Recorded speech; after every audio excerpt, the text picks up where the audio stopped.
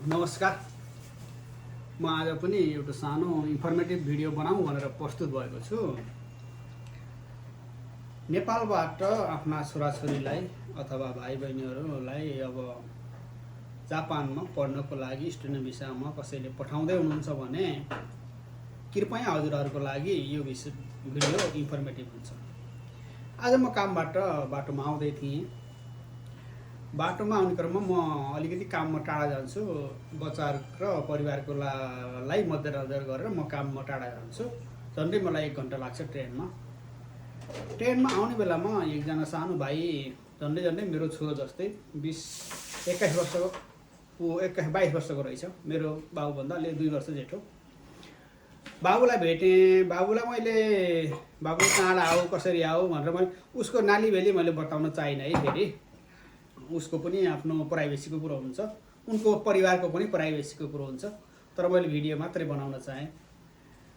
अनि बाबु तिमी कहाँबाट आऊ, घर कहाँ हो, घरमा परिवार को हुनुहुन्छ भने मैले सोध्दै जाने क्रममा जापानमा आएको कति भयो, अहिले कसरी दिन बिताइरहेका छौ, कलेज अनि कामको अवस्था कस्तो छ भन्दाखेरि बिचरा भर्खर सानो झुप्प जारी आएको बनाई माया लाउँदो टिठ लाउँदो मेरै छोरो जस्तो लाग्यो मलाई। कुरा गर्दै जाने क्रममा बाबु पिलित्त रोइदियो। मलाई नमजा लाग्यो। आदरणीय बुवा मुवा अनि र धेरै सपना बोकेर आउनुभएका अभिभावकहरू, हजुरहरूले कमसेकम आफ्ना छोराछोरीलाई परिपक्व बनाएर आफै केही गर्न सक्छु, मैले केही सोच्न सक्छु, मैले गर्ने हो भन्ने मनस्थिति आफैमा जागृत भएपछि पठाइदिनुस् न। अहिले आफैमा जापान अति कडाइ छ। यहाँ पढ्न आउँदैमा अब रोजगारी पाम्ला भन्ने कुरो सायद यही सरकार र अहिलेकै जस्तो परिस्थिति कार्यान्वयन भयो भने त्यो फलामकै चिउराउन सक्छ। हो, मलाई हजुरहरूले र बिजनेस गर्नेहरूले जापानमा आएको 2-4 वर्ष भयो फुर्ती लायो भन्नु होला। ठिक छ, फुर्ती सम्झे फुर्ती नै हो भने मैले कसैको पनि आँसु देख्न नचाहने मान्छे। म आफै पनि पाको परिपक्व भएर आइसक्दा पनि कुनै बेला मेरा आँसु झरेका थिए।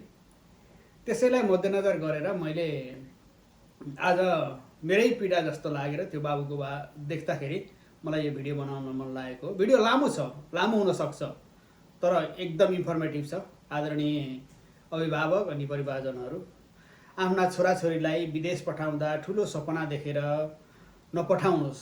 अहिले परिस्थिति फरक छ। पहिलाको र अहिलेको अवस्थामा जापानमा अत्यन्तै कठिन अवस्था छ। अनि पहिला ओहो जापान जस्तो देश कुनै पनि विदेशीहरूलाई विभेद गरिँदैन, हेपिँदैन, केही भनिँदैन भन्ने थियो, हुन्थ्यो पनि। अहिले त्यो छैन, एकदम अति छ। अब त्यो भोग्नेलाई थाहा हुन्छ, कोही होला र हुन्छ, नत्र बाटैमा हिँड्ने क्रममा पनि विदेशीहरूको लागि आँखा तर्ने परिस्थिति एकदम बनेको छ भने भोग्ने म आफै पनि छु। त्यसकारण हजुरहरूले छोराछोरीलाई पठाउँदाखेरि बाबुहरूले परिस्थिति र उनीहरूको ब्याकग्राउन्ड कस्तो छ, पहिल्यैबाट कसरी पढ्छन्, पढ्नमा कति मन दिन्छन्। हो, पढ्छु, पढ्नुपर्छ, भोलि आएर गएर परिस्थिति जस्तै भयो नि म पढ्छु, घरबाट समस्याहरू सल्टाउन सकिन्छ भन्ने प्रकारको मान्छेहरू आउनुहोस्। आउने साना भाइ बहिनीहरूले आऊ, पढ, राम्रोसँग गर, राम्रो छ, एकदम फ्युचर ठिक छ।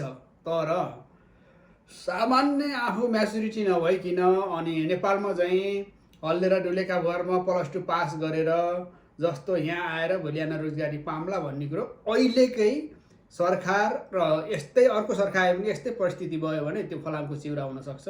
त्यसैले कृपया जापानमा अब विद्यार्थीलाई पठाउनुभन्दा पहिला कमसेकम 10 चोटि सोचेर पठाउनुहोस्। भोलि आएको बच्चा बच्चीको भविष्यको लागि ख्याल गरेर पठाउनुहोस्। सबै गयो, पल्तिर गयो, माथिरको गयो, तल्लारको गयो, पल्लारको गयो भन्ने परिस्थितिले मात्रै नपठाउनुहोस्।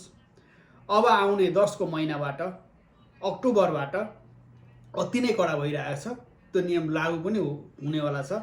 त्यही भएर यहाँ आएर पढ्छु म, एकदम पढेर यहाँ यसले खोजेका क्राइटेरिया N2, N3, N4 बाट लिएर N2 अवश्य पनि कटाउन सक्छु भन्ने मनस्थिति र परिस्थिति भएको पढ्न इच्छुक व्यक्ति मात्रै आउनुहोस्, अन्यथा अरू कोही पनि नआउनुहोस् प्लिज। यति सोच्नुहोस्। भिडियो लामो भयो, छेउदेखि टुप्पासम्म राम्ररी हेर्नुहोस्। कसैलाई यसले दुःख बिजनेस गरिराखेकोलाई केही दुःख हुनसक्छ, उहाँहरूको प्रलोभनले मात्रै पनि कोही पनि नआइदिनुहोस्। आफूले सोचेर बुझेर, अनि छरछिमेकमा दाइ भाइ कोही गएका छन् भने अहिलेको परिस्थिति कस्तो छ त्यो सोचेर आउनुहोस्। अब नेपालमा राम्रोसँग पढ्न नजान्ने, त्यत्तिकै हल्लाएर हिँड्दै बाबुआमाको उसमा रमाउँदै हिँड्दै आएर अलिकति पढ्नको लागि दत्तचित्त नदिने व्यक्तिहरू कृपया नआउनुहोस्। आज मलाई त्यस्तै लाग्यो, त्यो बाबु विलित रोयो। तर मैले आश्वासन दिएछु। पहिला पनि मैले यहाँ आउँदै 3 वर्ष अगाडि यो ठाउँमा आउनुभन्दा 3 वर्ष अगाडि एउटा मधेसी मुलको भाइ यस्तै भएर रोयो। मैले उसलाई काम खोजिदिएँ, कलेज खोजिदिएँ, उसलाई गराइदिएँ। त्यो भाइलाई पनि आज आश्वासन दिएछु, म सकेसम्म म काम खोजिदिन्छु, नरहौ नआत्तियो भनेर फोन नम्बर पनि दिएर छोडेको छु है। सकेसम्म सोधिदिनुहोस्, बुझेर पात्तै पठाउनुहोस् है सबैले।